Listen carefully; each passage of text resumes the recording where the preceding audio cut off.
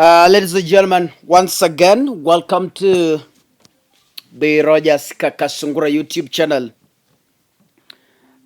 It is a cold evening. That is why I'm wearing a heavy coat. Yeah? And I hope where you are, it's raining. Keep subscribing to our channel. We are almost 50,000 subscribers. Before you watch this video, make sure you click the subscribe button and remember to turn on your notification bell. Now, ladies and gentlemen, I want to comment on the yesterday witnessed chaos during the Azimio protest in Nairobi and Kisumu, because those are the major towns that experienced violence. Let me say this. Raila Amolo Odinga has declared a holiday on Monday and Thursdays. This is due to public demand. The followers or the Azimio supporters requested Raila Odinga to at least declare protests thrice or twice a week, and Baba has granted the request and has said protests will be on Mondays and Thursdays every week until the clueless regime goes home. Let me tell you, Kenyans, Kenya Kwanza is all about milking the poor. They conned you, they lied to you entirely that they are going to support hustlers. But in real sense, from what we are seeing, the truth of the matter is they are milking hustlers. Wananyonya mahasla kutoka bottom kuelekea up. As we speak, William Ruto's office, Rigathi Gachagwa's office, unconstitutional Musalia Mudavadi's office and his wife are going to pocket over 800 million Kenyan shillings just to go and purchase luxury cars when the poor citizens of this republic cannot afford even a packet of unga. It's a sad situation that I don't expect any Kenyan of goodwill who loves his life to sit and watch this happen in this 21st century, in this dispensation, ladies and gentlemen. It's sad. These are the same people who are saying Uhuru Kenyatta left empty coffers. They are spending billions of shillings on entertainment, luxury, yet Kenyans are suffering out there. They are using your subsidy to eat. They are using your subsidy to fuel their cars.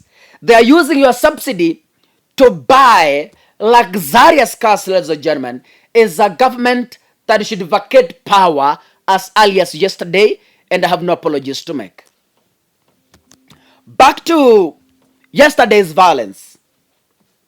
As witnessed in the media, I hope each and every Kenyan yesterday was tuned to either a national television or a Facebook page or a YouTube channel that was streaming live. You saw by yourselves.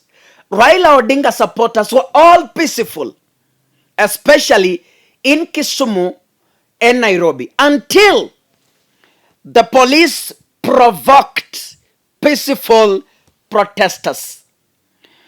Police lobbed tear gas to a peaceful protest. You saw it in Nairobi. Unarmed Kenyans, tear gas was lobbed to them. But I want to thank patriots, fearless young men and women who stood by the truth and told police, it's either you die or we die. I saw them hurling stones to water canisters, the vehicles, and that was really hilarious. Anyway, Baba is always peaceful until you provoke him. Baba has always been peaceful. Na nyinyi wakati muliingia in power, kama mungeaja ujinga wa kutusi Baba, sahi mungekuwa mnaishi vizuri. You know, you thought Baba has died, You thought Baba has gone to Bondo? Then you went to church pulpits abusing Raila all over, calling him Muganga, calling him all sorts of names. Baba decided to make peace. That is why he welcomed Ruto in Luo Nyanza peacefully. Now, I want to confirm that the yesterday chaos were entirely from the UDA people. Cleophas Malala announced a day earlier before yesterday that they are going to also hold separate demonstrations to counter Raila Odinga's demos. That is a confirmation itself that there were goons who were mixing themselves with Azimio people, and their agenda was to vandalize property. Their agenda was to destroy people's shops and say it's Azimio. We know you. Malala is on record saying UDA will also demonstrate on Monday. So mtu asikudanganya kwamba mali iliyoharibiwa jana ni watu wa Azimio. Those were entirely people from UDA. Niliona wakitoa na wakingoa. There are some grills that separate a highway. When it's a dual carriage, there are some grills that separate the cars that are moving, the cars that are coming, and others that are going. I saw those grills being vandalized, not by Azimio people, but entirely by the people of UDA. Malala can never get out of this because he's on record saying they will be demonstrating on Monday, and that's exactly what they did. In 2017, Mike Mbuvi Sonko, the failed Nairobi governor, is on record revealing how a deep state organizes vandalism and lays blame on the opposition. With all due respect, can you take you around 40 seconds, listen to this video from Sonko? I will come back and tell you what it really means. Sahi tumeona deep state na system wameanza kuchoma magari, isemekane ni mahasla wanachoma magari. Mimi nataka kutoboa niseme hivi. 2017 wakati kulikuwa na maandamano ya ODM, mimi na Kibicho na deep state wale wengine na system tuliwenda kuprint t-shirts za ODM, tukanunua magari second hand kwa mashowroom, tukazichoma huko Ngong Road. Ionekane ni ODM, kumbe ni deep state na system. Muache kuharibia Hustler Nation. Ladies and gentlemen, that is Sonko himself. Now, as we speak, Sonko is in government. Sonko is a close ally to William Ruto. What makes you think that yesterday he didn't do what he did in 2017? It's a question to you. What makes you think so? That in 2017, as he says, you know, Sonko was in Jubilee, was in deep state until they parted ways with Uhuru. And you know the reason why. Sonko in that video is saying the government funded printing of ODM t-shirts. They went and hired young people and dressed them in ODM t-shirts. Their agenda was to vandalize property and lay the blame on Raila Amolo Odinga. That is Sonko speaking.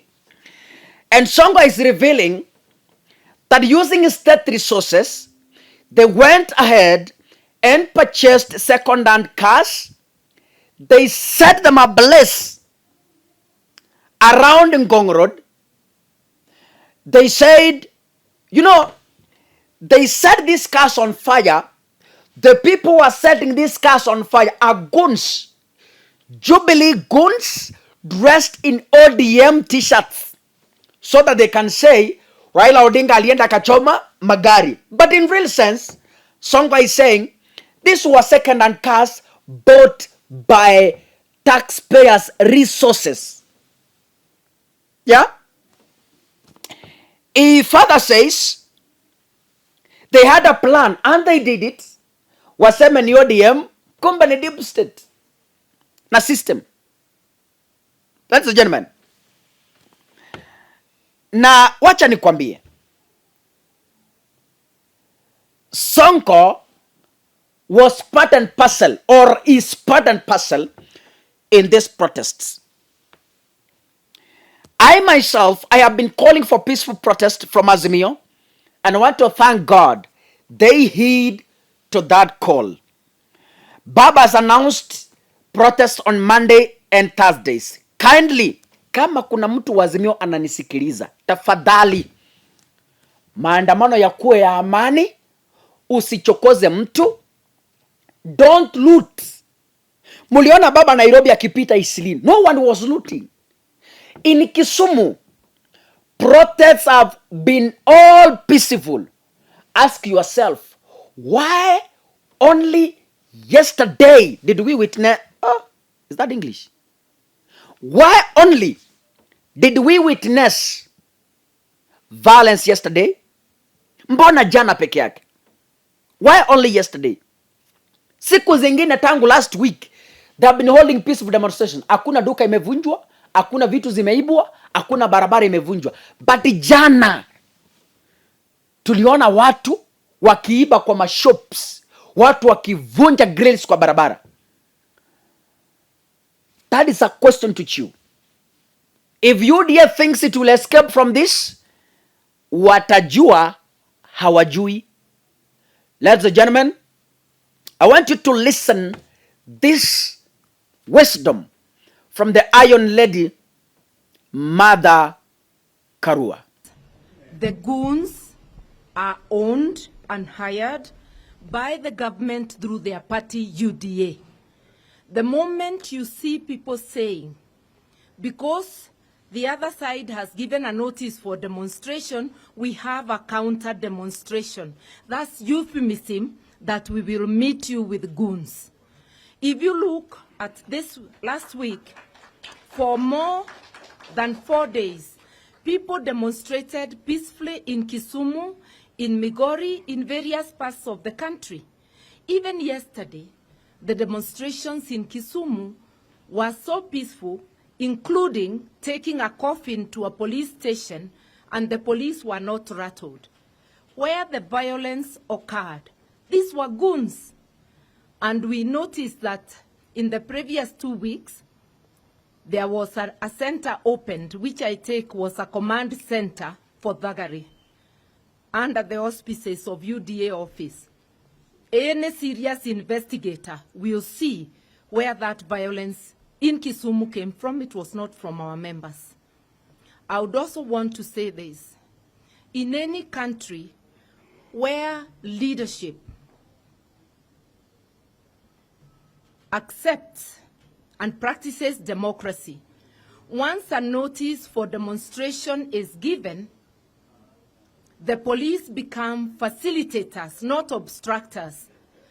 And in any period in this country, even before the passage of 2010 Constitution, I do recall times in government, demonstrators were escorted on horseback.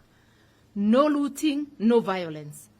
Violence occurs where police go out on instructions to meet demonstrators with the use of unnecessary force. And that is what has happened. Protesters do not have a monopoly of instruments of violence. That remains with the law enforcement agencies. That's why we are commending the many police officers who showed restraint, but cautioning the ones who deliberately broke the law that we shall deal with them in accordance with the law. And we have given instructions to our lawyers. Now, I have again, the second one has disappeared. Can you quickly? The march to State House. May I say this? that as citizens, and if you read the Constitution, we are entitled to march to any government premises. Government means our premises, for which we fund with our taxes, to present our petitions. Even State House is not exempted. Peacefully marching there, and any self-respecting elected regime would not fear citizens. I thank you. Ladies and gentlemen, that is Mother Karua. She has spoken loud and clear. All violences are from the UDA party. Do not blame innocent Azimio protesters. God bless you, ladies and gentlemen. Keep subscribing. See you in my next video. Asanteni sana.